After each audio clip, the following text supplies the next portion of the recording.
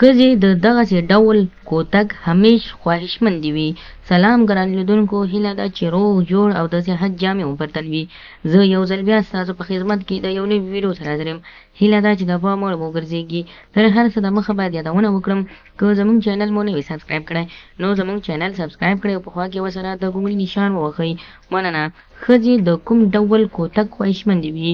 لکه څنګه چې اکثره داسې خلک سوچ یا فکر کوي چې د مېرمنې لپاره غټ ذکر تر ټولو بهتره وي او ډېر خوند به ترې اخلي. خو داسې د ساینسپوهانو په نظر او د ساینسپوهانو په نوې ویناوو سره چې هېڅکله هم داسې نه ده چې هغه مېرمنې چې ډېرې خواهشمندې وي باید غټ کوتک دې ورته اوسېږي.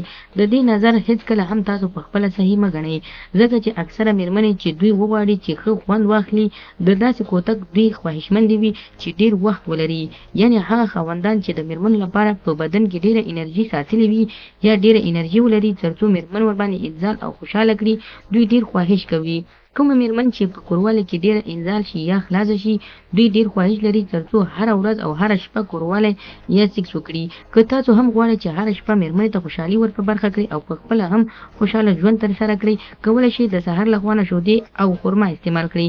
هغه خلک چې په ذکر یا کوروالي کې زر انزال کېږي، کولی شي د سهار له خوا نه په نهار شیده او خرما استعمال کړي.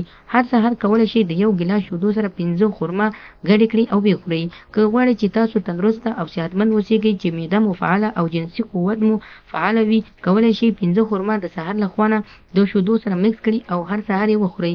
تاسو کولی شئ تر 3 هفتو پورې دا کار وکړئ، یعنې 21 ورځې دا کار سر په سر وکړئ او بیا یې نتیجه تاسو په 23مه ورځ د شپې 12 بجې وګورئ چې تاسو بدن کې څومره انرژي او څومره خواهشات زیات شوي وي. نو خدای دې وکړي ملګرو چې زموږ د ویډیو څخه غلط مطلب وانخلئ، زموږ ویډیو لایک کړئ، شیر کړئ او زموږ چینل هم درسره سبسکرایب کړئ.